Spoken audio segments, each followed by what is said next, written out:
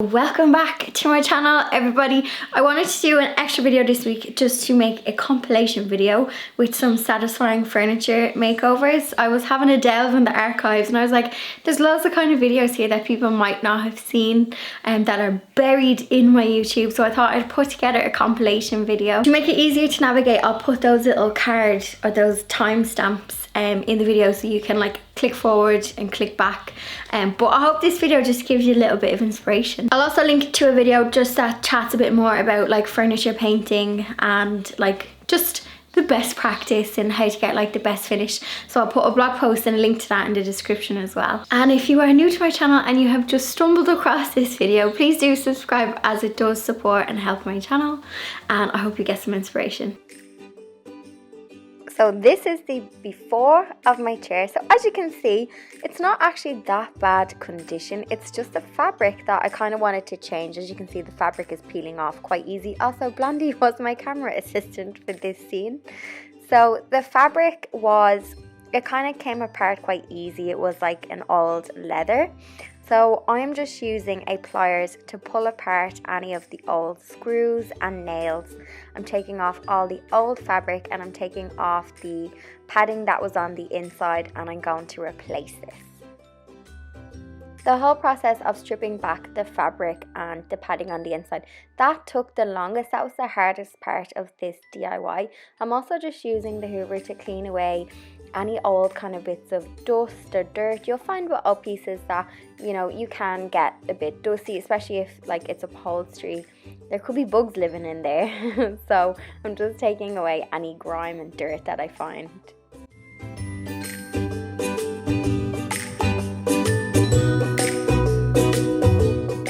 To prep my piece, I am just using some coarse sandpaper, just sanding by hand for this one. I'm just giving it like a key to get the paint to stick to it. I'm not sanding it back bare.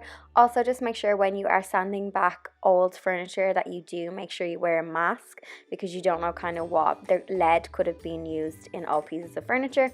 I'm also just giving it a good clean with my trusty crud cutter, so that is just going to strip away any dirt or grime. I also noticed that older pieces of furniture kind of have like a smell to them.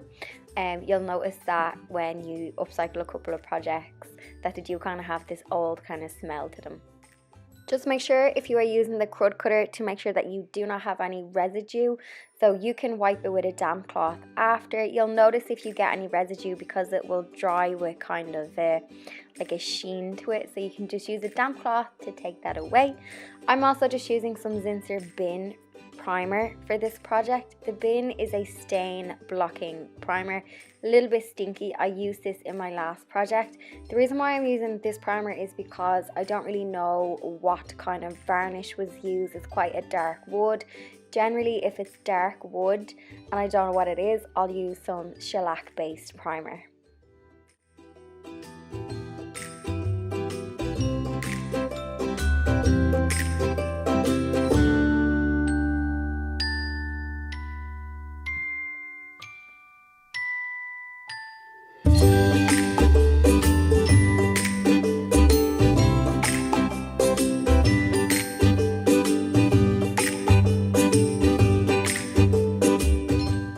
Here is my bits and bobs and my inspiration for my project. So my fabric is from Hickeys.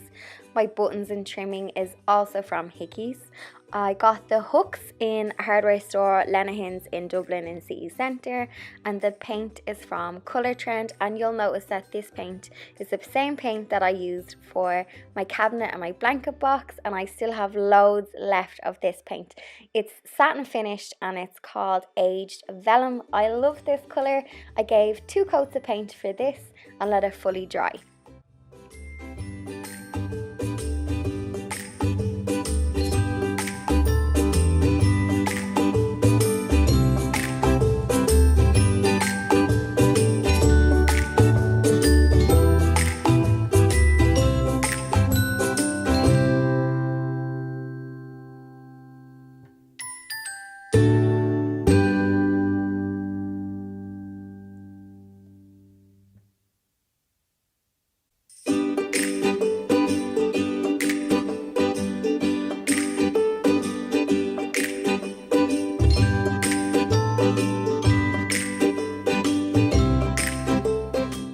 Okay, now onto the fun / hard part, which was upholstering the fabric.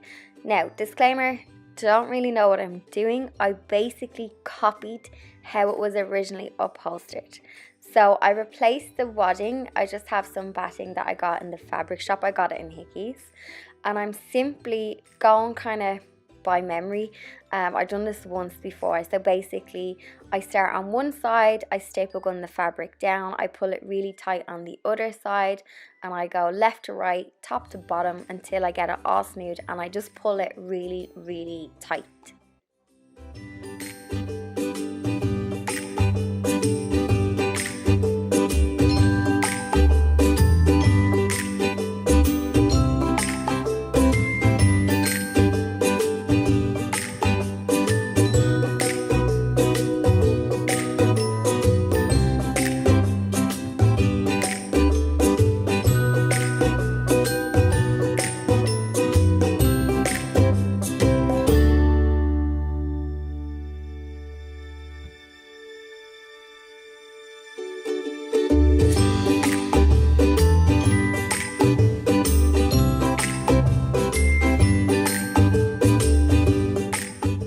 I am trimming off my excess fabric, and then with my piece of trimming I'm gonna glue gun that on to hide my staples and try and neaten up the whole project.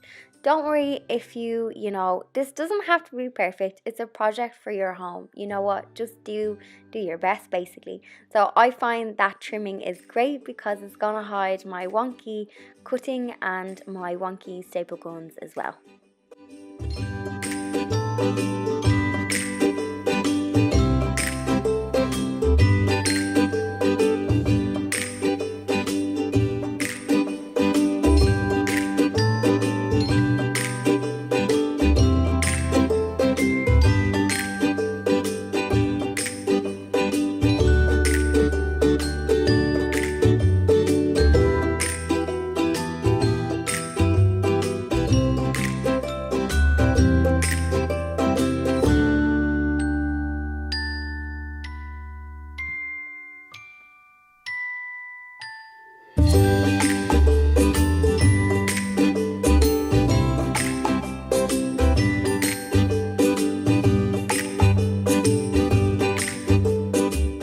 I wanted to pop in some buttons because the original piece had some buttons and I just wanted to make the fabric part a bit more interesting. I settled for 2 buttons. The original one I think had 6 buttons, so I simply just hand stitched these in. I forgot to film me stitching them, but I hand stitched them to the back. Here I'm also just trying to position where I want the hooks, so I just played around with the position of them until I was happy.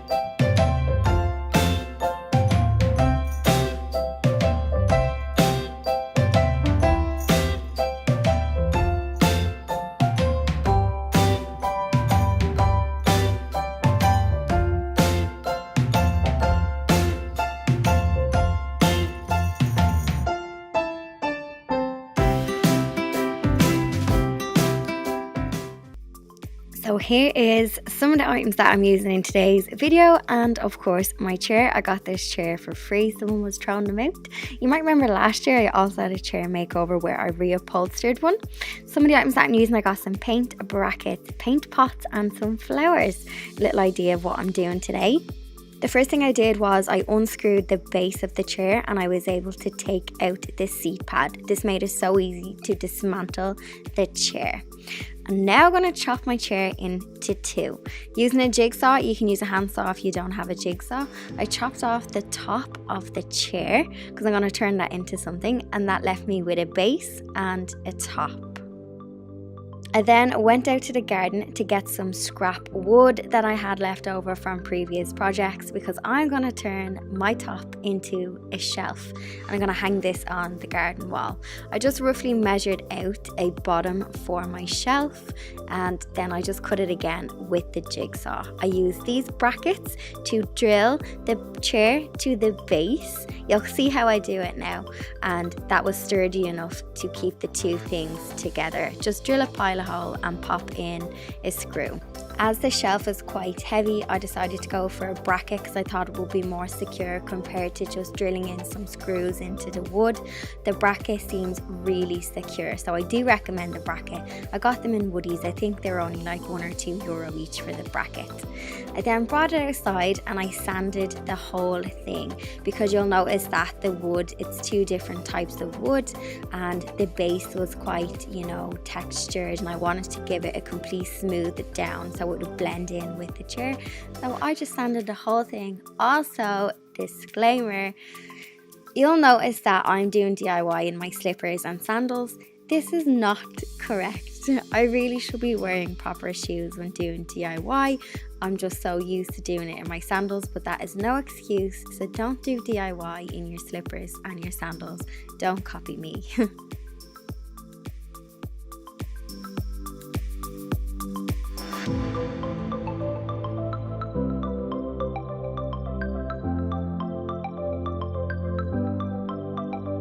So after cleaning down my two pieces, I went in with some Authentico paint. If you watch till the end of the video, I do have a discount code, which I'll leave in the description box, and I talk about more at the end of this video. I'm using the colour called Blushed. It is super curly, super vibrant, looks really nice in my flower bed against the white wall. You'll notice that I'm not priming this. There is built-in primer in this paint. I have used this on a wishing well, and I've also used this on a couple of projects in my home. This colour gave really good coverage, and I technically gave 1.5 coats. I gave it one full coat, and then I just had to go around on the areas that needed a second coat. Really good coverage with this paint. This is self-sealing as well. I didn't put any varnish or anything after. I just gave 2 coats, let it fully dry, and it was ready to be styled and put outside.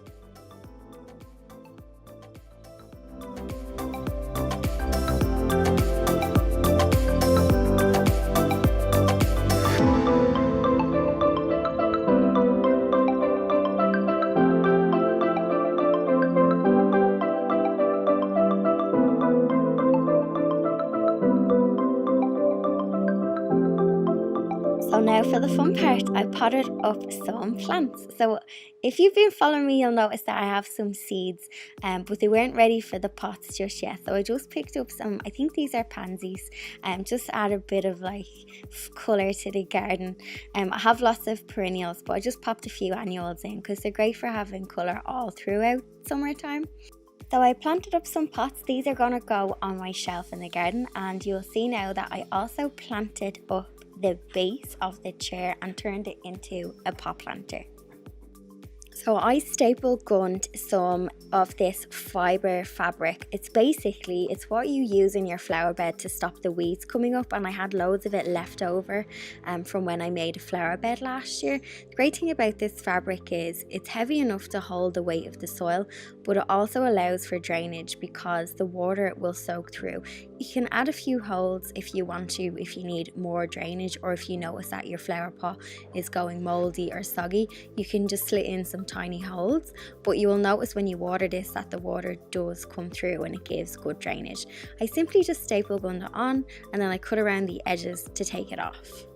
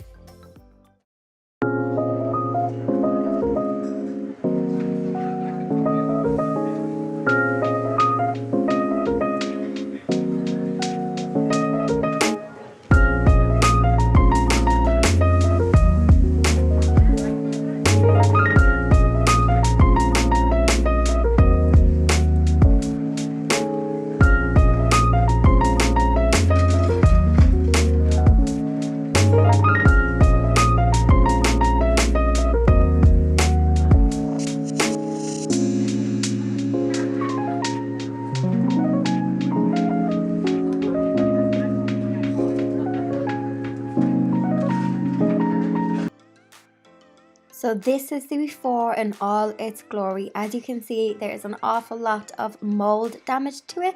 I also had a wobbly leg that I need to fix, and it's just pretty much kind of bashed. But aside from the mold, it's not that bad, and I do believe it can be salvaged. To kill off the mold, I use this mold remover that I got in Woody's. It has bleach and chlorine in it, as well as some other harsh chemicals. Make sure to use this outside. I do talk about mold towards the end of the video. If you want to listen to that, you can make your own DIY mold killer and remover. I was short for time, which is why I use this chemical option. I let this stuff develop and work away for a couple of hours. Also, make sure to use this outside. It kind of goes without saying. Once I was happy enough that most of the mold was killed, I went in and I sanded back the piece to its original state. Make sure that you're using mask. Obviously with sanding, use a mask, but especially because there was mold on this piece, we do not want to be breathing any of that in.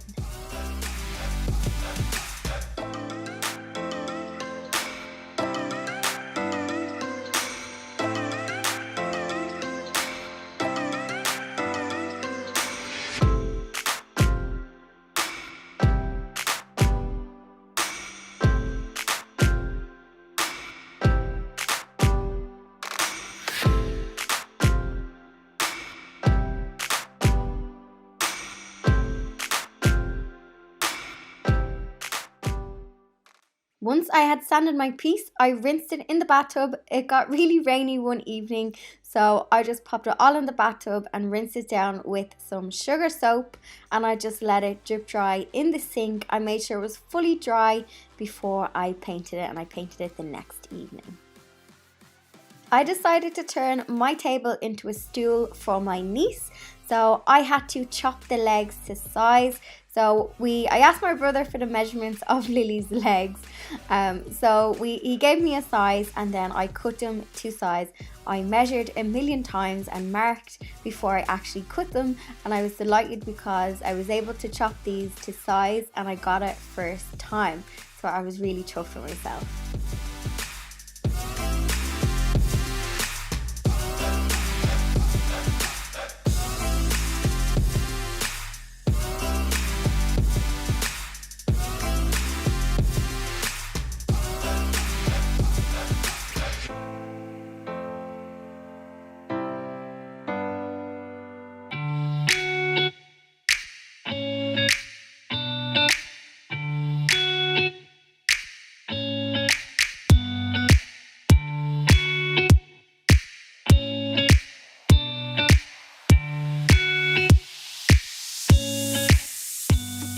Reinforce the legs, because some of them were wobbly, I decided to use some wood glue as well as the original kind of bolts that was in it. So the legs just twisted on, but I also added some wood glue on the joints so that it wouldn't go wobbly. And also because I'm making this for my niece, I was terrified that the leg might, wobble and break off. So double the reinforcement with the glue and the join as well.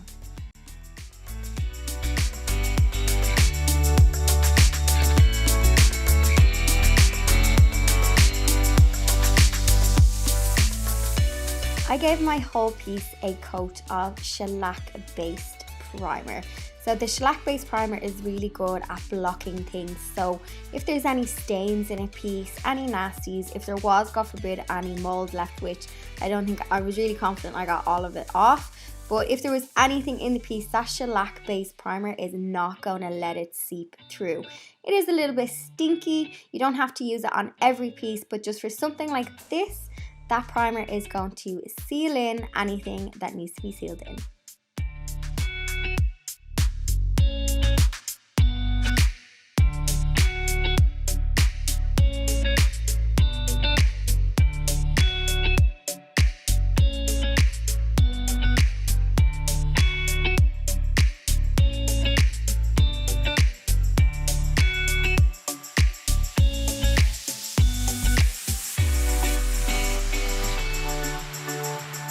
For the actual colour of the piece, I went for this corally pink colour because it's for my niece Lily and she is a lady, she's a girly girl. So I didn't want to just do it white, I wanted to have a hint of pink. This is paint that's left over from my cabinet DIY. You might recognise this and I still have loads of it left, so I decided to use it for this project.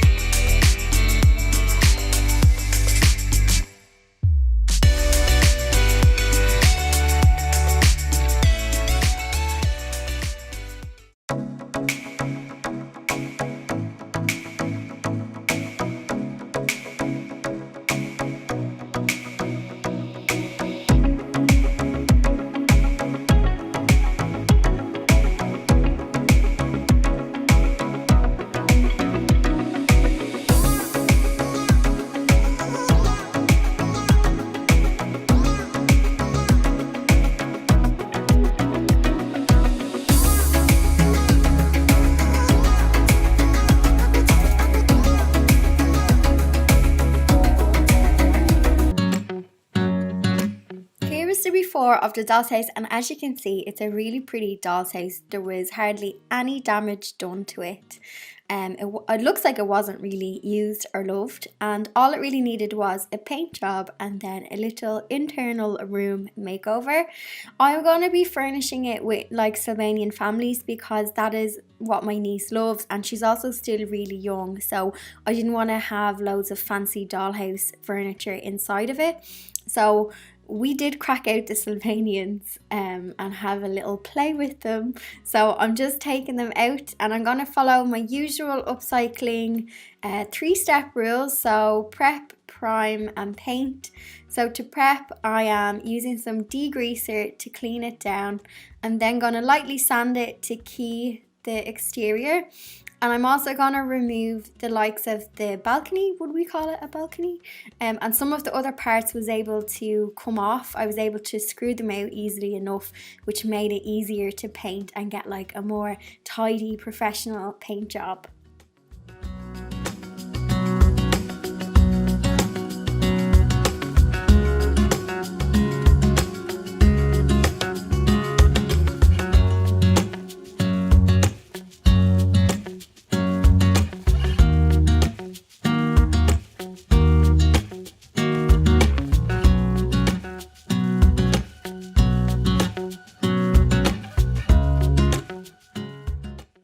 I'm using the Prime 2 from Colour Trend. As you can see, my tin of primer has been well loved and used and spilt. I applied 1 coat of primer to the outside, and the rooms that I painted on the inside I popped on some primer as well. I'm not sure what material this dollhouse is. It seems to be wood, but there's like a veneer coating, so I popped on 1 coat of Prime 2 and I just fixed up any of the damage on the front. That was just like a little bit of glue. I filled that in. So it took me about 3 days to do the paint job on this. So I primed it 1 day and then I applied 2 coats of the pink paint, which you'll see me use, and that is a satin finish.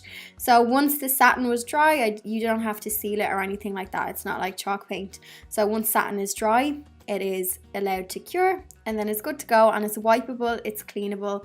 I've lots of pieces of furniture painted in a satin finish and I find it's really durable, because this dollhouse I am hoping will be played with a lot, and I hope it gets lots of love. So I wanted to use a paint and primer that I knew would withstand being played with.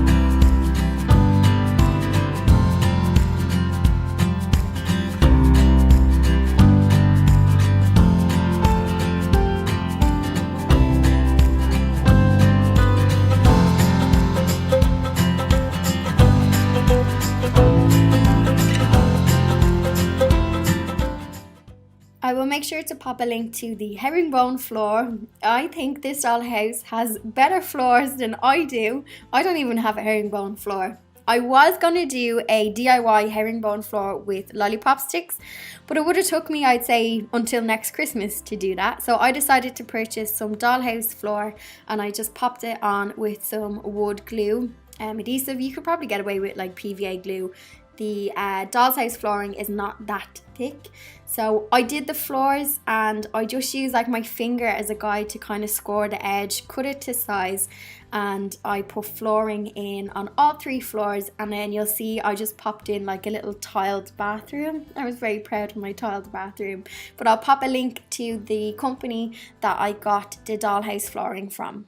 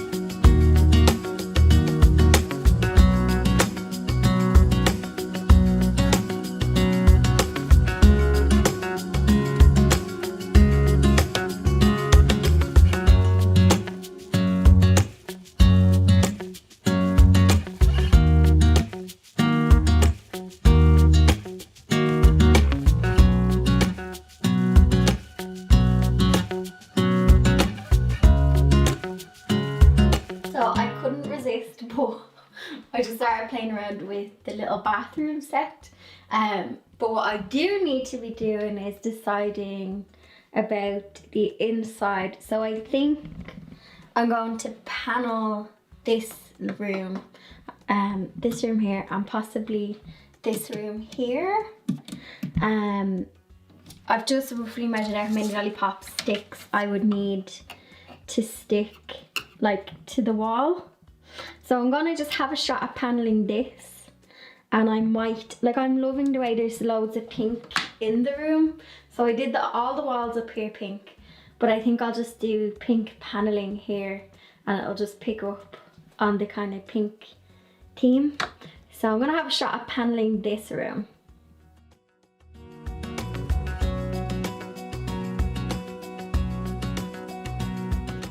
You'll see that I'm using the Ryobi rotary tool to cut my lollipop sticks to size. If you don't have a rotary tool, because I totally understand that not everybody is going to have one of them, I just use the wood cutting disc to get a nice clean cut on the edge for the paneling. But if you have like a fine bladed handsaw, you would get a nice clean cut. Or you could also see if you could use like a blade to cut the ends. Just be super careful with your hands if you are going to clip the ends of lollipop sticks. But try a little saw or a blade and see if that works.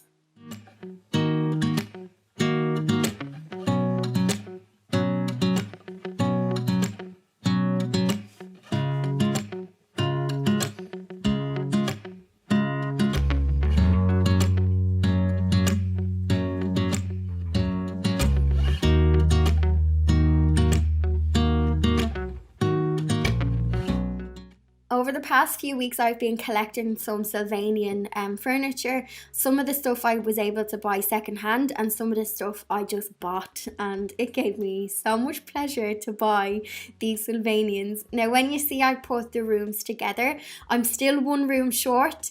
I need to wait for the toy shops to open, and I'll decide what I'm going to do with the extra room. So you'll see when I put this together, I've got like kitchen, dining room, living room, and then on the top floor I have a bathroom and a bedroom. So that leaves me with one spare room. So I'm not sure if I'll like maybe put in a nursery.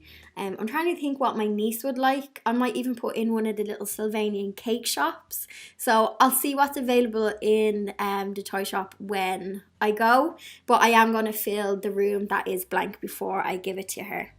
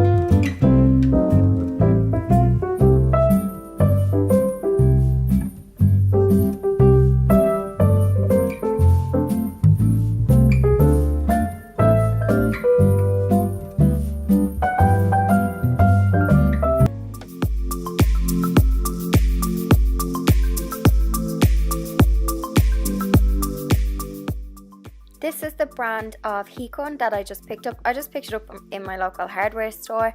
I also picked up a stripping knife and a breathing mask because I did read up that you can breathe in a lot of toxins, which is why I am opening up all of the windows in this room as well. Because of the weight of the blanket box, I couldn't bring it outside, so I am using it inside, but I'm making sure to use lots of ventilation and, of course, the respirator, which is a bit hard to put on in the beginning. So to use the gun, you simply I put it on a high heat setting. There was 2 heat settings on this, and the instructions said to use the high heat setting for stripping paint. So basically, you'll see that the paint is blistering up, and once it starts to blister, it will easily scrape away. It did say in the instructions not to let the paint burn, so just be careful with that, but yeah, it was easy enough. So basically, heat gun on, blister up, scrape it off.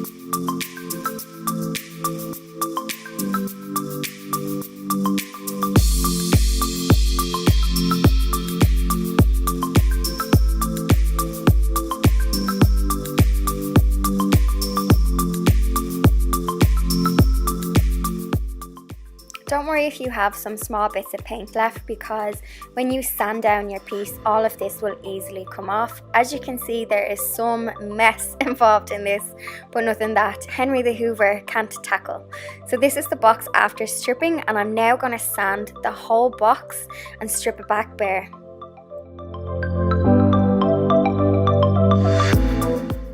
I also just removed all of the gold hardware because I am going to use some rub and buff to bring them up nice and gold. This is the blanket box after being sanded. I gave the top an extra sanding because I am going to whitewash it, so I wanted to get as much of that kind of orange varnish off it. And I'm also just going to give it a good clean and degrease with some crud cutter.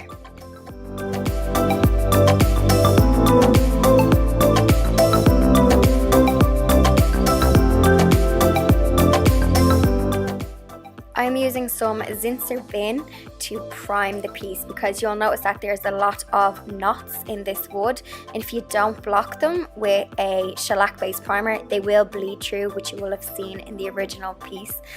Whoever painted it didn't prime it, so I do recommend the bin, even though it is a bit stinky, but it is a good primer if you need to stain block.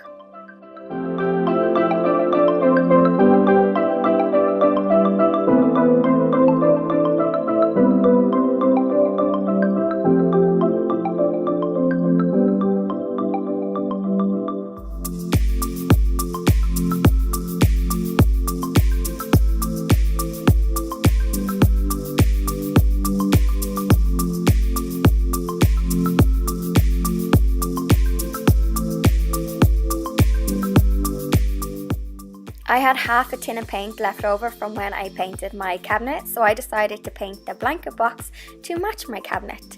So I'm just I applied 2 coats of the aged vellum satin finish.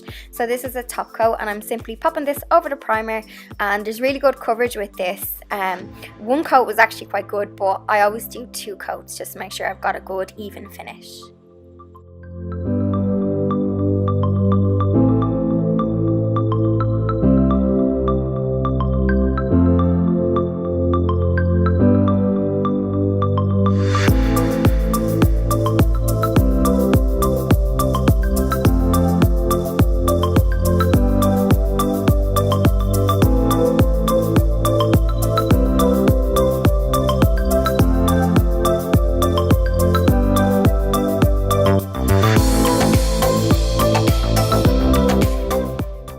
To bring out the gold in my hardware, I decided to use some rub and buff. This is the same rub and buff that I used on the cabinet because I wanted the gold pieces to be a similar shade so they kind of would tie in with each other.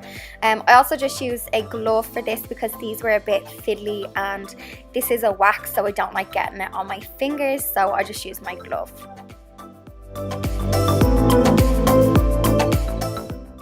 For whitewashing, I simply dilute some white paint. This is actually some white chalk paint that I had, and it's literally half water, half paint.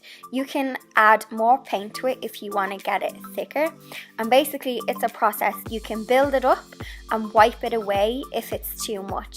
So I had built it up, wiped it away, and then I was like, no, I wanted more. So that's the beauty about this process, is put it on with a brush, work it into the wood.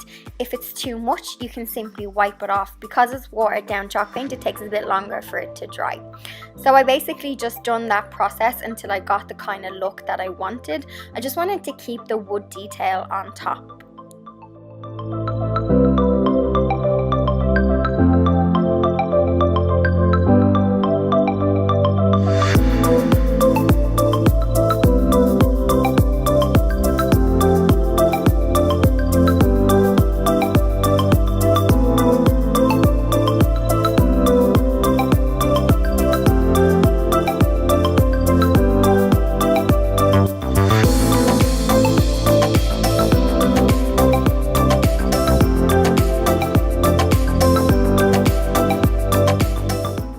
So this is the finished wood whitewash top before I pop the hardware back on. I also just sealed it with 1 coat of the matte varnish from Authentico.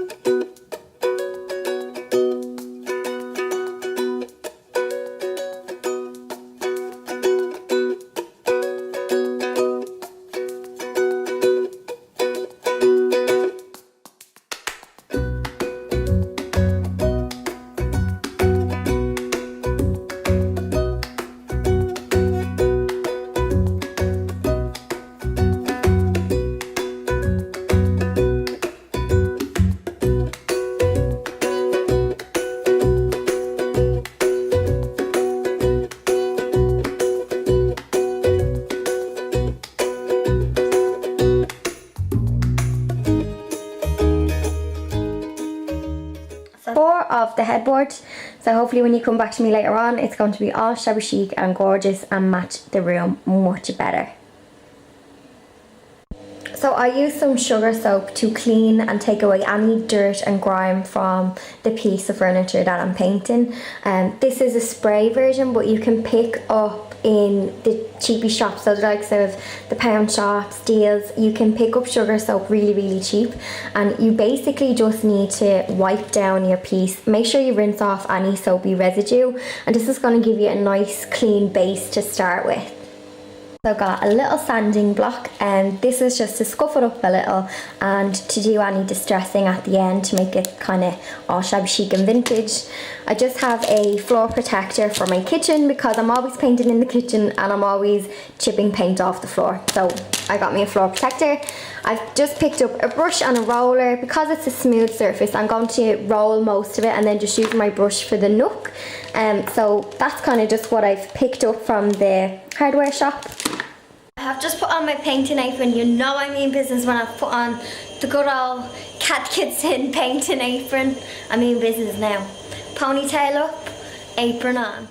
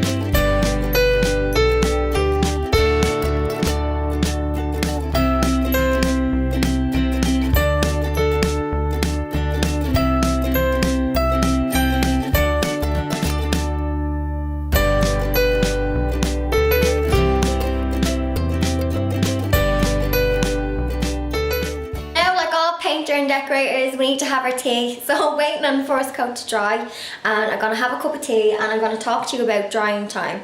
So when you paint a piece, I'm really impatient and I want to put loads of coats on, but wait for your piece to fully dry, then go in for your second coat. If you paint it and it's not fully dry, the first coat can pull apart, and that's where people get frustrated and annoyed, and they think it's the paint. It has to dry, so give it time and be patient.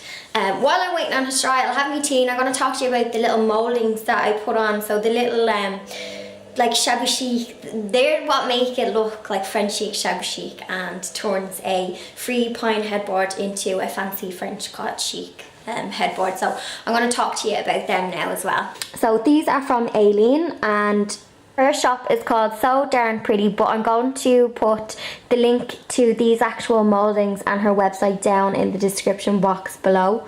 But I'm going to use these, I'm going to paint them the same colour as the actual piece, and then I'm going to rough them up with a bit of sandpaper, and then I'm going to glue them on, and hopefully it will make my piece look a bit more fancy.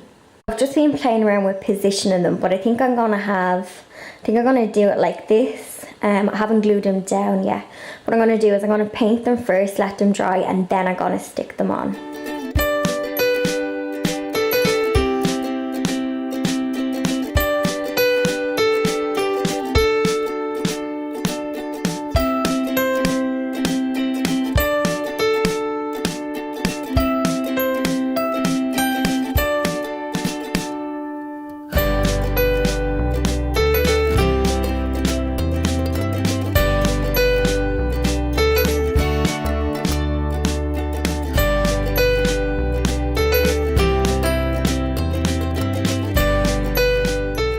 So to stick on my little mouldings, I'm going to use my good old trusty No More Nails. You can use stronger glues, or I have used my glue gun, but I'm going to use this today.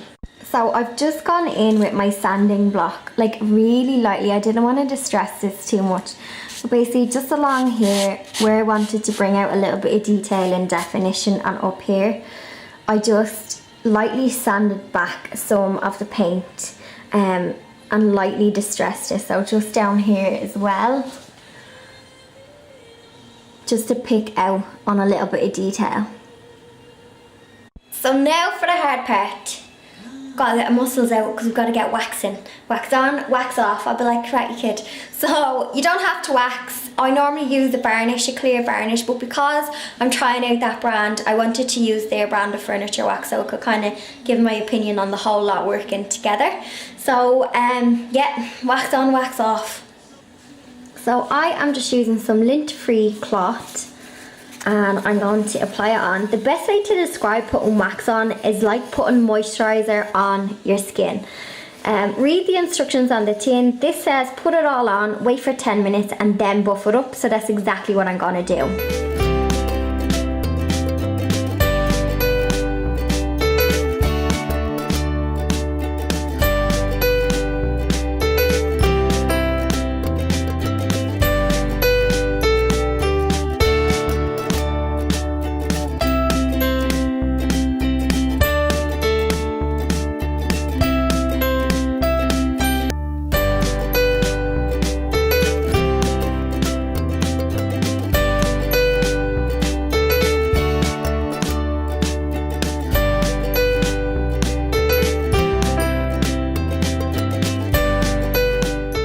I found it so funny and so weird looking back on old videos, like the last one just there with the chalk painted headboard.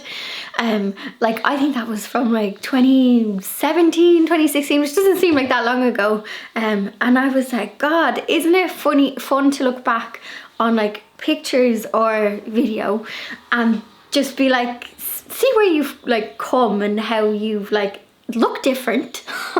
Sound different, and like your projects have hopefully improved over time. If you are an OG and you followed me from back then till now, I just want to say massive thank you for the support on the channel. And if you were a newbie, subscribe and hit the bell, stick around. I hope you enjoy and like what you see.